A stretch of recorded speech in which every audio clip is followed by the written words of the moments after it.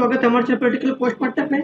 Last video जो हमारी आई थी इजराइल पैलेस्टाइन कॉन्फ्लिक्ट पे, तो उस पर एक भाई साहब ने कमेंट किया था कि उन्हें कुछ डाउट्स हैं, उनके डाउट्स को क्लियर किया जाए, उनके लिए एक अलग से वीडियो बनाया जाए। तो मैंने उनकी बातों को सुना हूँ और बिल्कुल एक नया वीडियो मैं आपको लेके आया हूँ इजराइल पैलेस्टाइन कॉन्फ्लिक्ट पे। तो चलिए शुरू करते हैं। तो पहली बात यह है कि कोई भी कॉन्फ्लिक्ट जो होती है, कोई भी विवाद की कुछ न कुछ वजह होती है, बेवजह नहीं होती है। तो ये विवाद की वजह दो है। पहला यह है कि इजराइल के द्वारा जो शेख जर्राह को खाली कराना, और दूसरा है यरूशलेम डे। दोनों क्या वो समझिए तो शेख जर्राह जो है पूर्वी यरूशलेम का इलाका है, जहां पर इजराइल जो है फलस्तीनियों को भगा रहा है। कि वो यह कह रहे हैं कि भाई साहब आप निकलिए, हमें तो अपने लोगों का बसाना है क्योंकि हमारा इलाका है। जबकि यरूशलेम डे के दिन क्या होता है कि यरूशलेम अपना जश्न मनाता है, इजराइल अपना जश्न मनाता है, और वो इस तौर पर वो जश्न मनाता है कि हमें जो है 1967 के में जो युद्ध हुआ था अरब और इजराइल में, उस वक्त इजराइल ने 6 दिनों में 5 देशों को हराया था, और उसी के जीत का जश्न मनाया जाता है। और उसी की वजह से उसी दिन जो फलस्तीनी जो है अपनी आज़ादी का दावा बुलंद करता है कि नहीं, हमें आप आज़ाद कीजिए। मतलब है कि आप ये जो आप यरूशलेम में हैं उसका इलाका को आप खाली कीजिए, ये पूरा इलाका जो है हमारा है। अब देखिए यरूशलेम बहुत इंपॉर्टेंट हो जाता है। इंपॉर्टेंट क्यों हो जाता है कि ये जो मस्जिद है ये है अल अक्सा मस्जिद यरूशलेम का, लेकिन इस पूरी दुनिया कहती है कि ये यरूशलेम का एक मस्जिद है अल अक्सा, लेकिन इजराइल इसे अपना टेम्पल माउंट मानता है। वो ये कहता है कि नहीं, ये तो हमारा माउंट है, ये हमारा टेम्पल, ये हमारे लिए पवित्र है। लेकिन बात सिर्फ इन्हीं दोनों के बीच में नहीं है, बात है ये तीनों धर्म यानी यहूदी, मुस्लिम और ईसाई, तीनों के लिए यरूशलेम ये जो मस्जिद जो आप देख रहे हैं ये आपके पीछे किसी का ये माउंट है। ये तो मुस्लिमों का यह मानना है कि इस स्थान पर जो है पैगंबर मोहम्मद मक्का से यहीं आए थे, और मक्का और मदीना के बाद मुस्लिम इसे तीसरा सबसे पवित्र जगह मानता है।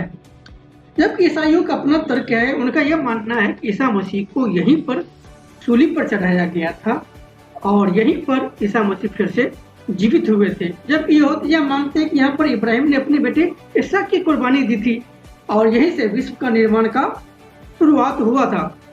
सबके अपने अपने दावे हैं, यही वजह है कि सभी इस जगह पर आते हैं। बहुत ही मतलब आप समझें कि पूरे विश्व भर के लोग यहाँ पर आते हैं। चलिए आपको हमने अभी बताया था यरूशलेम डे क्या था। तो यरूशलेम डे देखिए ये है इजराइल, यहाँ पर आपका गाजा है, यहाँ पर आपका वेस्ट बैंक है, यहाँ पर सीरिया, यहाँ पर इराक है, कुवैत है, लेबनान है, यहाँ पर जॉर्डन भी है।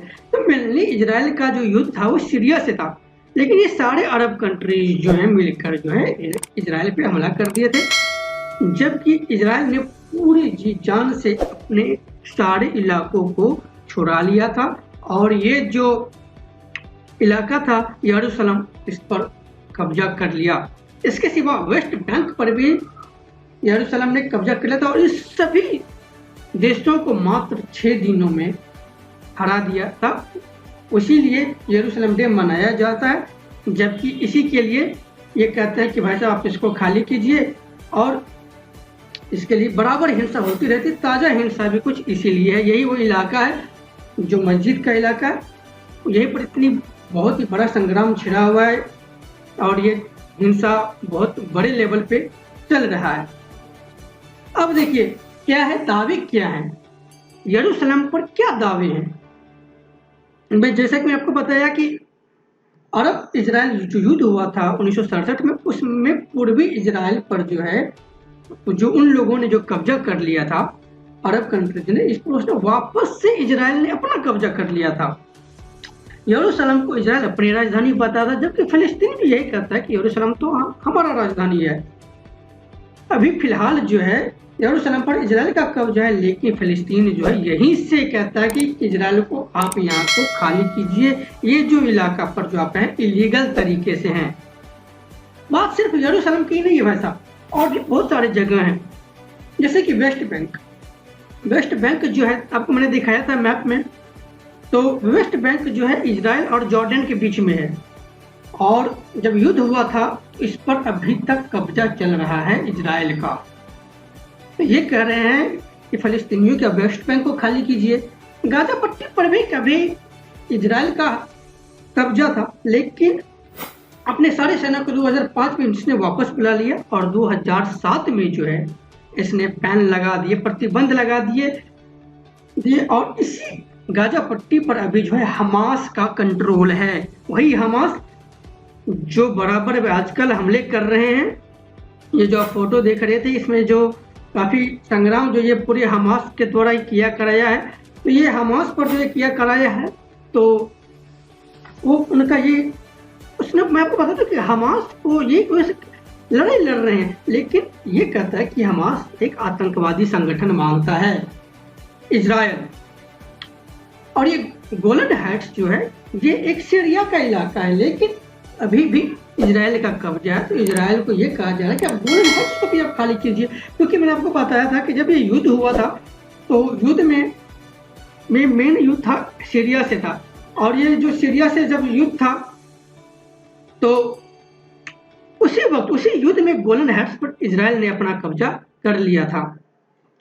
इसी के नतीजा ये निकला है कि अब तो दोनों पे संग्राम छिड़ गया है और गाजा में जो इजराइल ने हमले किए हैं। जिस तरीके से गाजा की तरफ से 100 से 200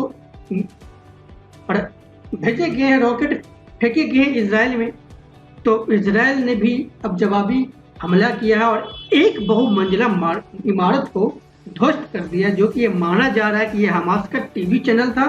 और एक सिर्फ टीवी चैनल नहीं था, बल्कि यहाँ पे इसके बड़े बड़े अफसर्स बैठते थे, सबकी मौत हो गई है। अब क्या है कि इजराइल के पास है आयरन डोम डिफेंस सिस्टम। अब इस आयरन डोम डिफेंस सिस्टम का क्या काम है? इस डिफेंस सिस्टम जो है, आयरन डोम जो है, ये जो हवा से हवा को हवा में ही जो आपके रॉकेट जो आते हैं, मिसाइल आते हैं, उसको नष्ट कर देता है। मतलब ये जो 100 या 200 के बीच में जो संख्या में जो रॉकेट जो लॉन्च किए गए थे इजराइल के ऊपर, इजराइल ने हवा में ही बहुतों को ध्वस्त कर दिया। मतलब इजराइल की धरती पर बहुत कम गिरे। अभी एक वजह से 28 लोगों की मौत हुई उसमें, जिसमें हमारे एक भारतीय महिला भी मारी गई। तो सिर्फ 28 लोग ही मारे गए। अगर ये डिफेंस सिस्टम नहीं होता तो निश्चित रूप से बहुत बड़ा नुकसान होता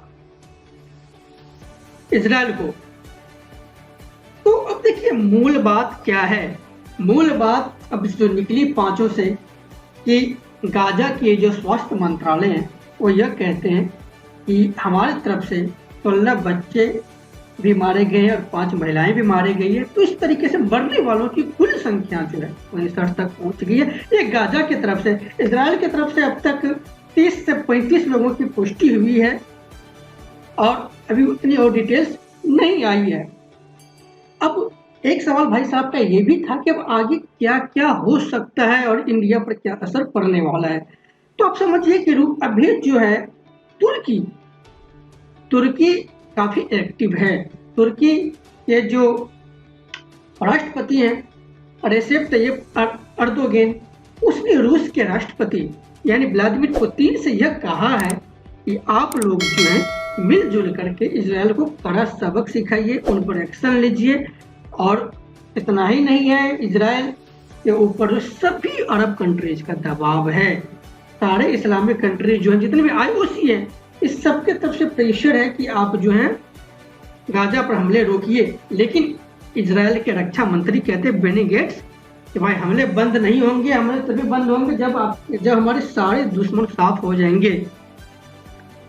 अब आगे क्या हो सकता है कि भाई साहब ऐसा हुआ कि दोनों देशों तक तो सीमित नहीं रहेगा। निश्चित रूप से तुर्की जिस तरीके से अभी बीच में युद्ध हुआ था अजरबैजान का, तो आर्मेनिया और अजरबैजान का युद्ध हुआ था, उसमें भी तुर्की ने इंटरफेयर किया था, उसमें जो अजरबैजान की हार हो गई थी। तो यहाँ पर निश्चित रूप से तुर्की आएगा बीच में और दोनों देशों तक ये जंग जो है सीमित नहीं रहेगी, पूरी तरीके से डिस्टर्बेंस होगा। और रही बात इंडिया की, तो इंडिया की तरफ से भी एक कमेंट आया है इस चीज़ पर कि ये हमले रुकने चाहिए। क्योंकि इंडिया के जो रिश्ते अरब कंट्रीज से भी अच्छे हैं और इजराइल से भी अच्छे हैं। तो हाँ, बेटर यही है कि अभी इंडिया न्यूट्रल ही रहेगा। अभी इंडिया में वैसे भी अभी कोरोना से निपटने में बिजी है, तो अभी निश्चित रूप से हमारा देश बचकर रहेगा। जो नौबत नहीं आएगी वर्ल्ड वार जो एक आपको मीडिया में 1000 जगहों पर भी कहा जा रहा है कि वर्ल्ड वार 3 हो सकता है, ऐसा कुछ भी नहीं होने वाला है। हाँ, इतना जरूर होगा कि इसमें इजराइल जो अरब कंट्रीज में सबसे ज्यादा मजबूत कंट्री है, क्योंकि आप देखिए कि इसके पास क्या है, आयरन डोम डिफेंस सिस्टम है, जिस वजह से ये करते रहेंगे, हमले करते रहेंगे और ये एक्शन लेते रहेंगे। और इसके अंदर जब जब ये लोग घुसेंगे तो निश्चित रूप से खाली करते रहेंगे, भगाते रहेंगे फलस्तीनियों को। तो यह होता रहेगा। और ये दावे जो कर रहे हैं कि पूर्वी यरूशलेम को खाली कीजिए, ये सब कुछ नहीं होने वाला है। और हाँ, इतना जरूर होगा कि ये जो आप जो देख रहे हैं इराक, कुवैत, जॉर्डन, ये सब एक बार फिर से एकजुट हो सकता है इजराइल के अगेंस्ट में, लेकिन इजराइल का कुछ नहीं बिगड़ेगा। क्योंकि निश्चित रूप से अगर एक भी अरब कंट्रीज इंटरफेयर करते हैं, सामने आते हैं, तो इंडिया लोग और जो अमेरिका लोग जो भी हैं, जितने भी कंट्रीज हैं जो इजराइल को सपोर्ट करते हैं, वो बीच में इंटरफेयर करेंगे। और ये सबको जो खाली करने की जो बातें हो रही है, ये सब कुछ भी नहीं होगा और इजराइल निश्चित रूप से भारी पड़ेगा। तो उम्मीद करते हैं आपको वीडियो पसंद आई होगी। अगर वीडियो पसंद आई है तो आप लाइक करें, कमेंट करें, दोस्तों को शेयर करें, चैनल को सब्सक्राइब करें और बेल आइकन दबाएं ताकि मेरी वीडियो की नोटिफिकेशन आपको मिलते रहे। तो दोस्तों, थैंक यू।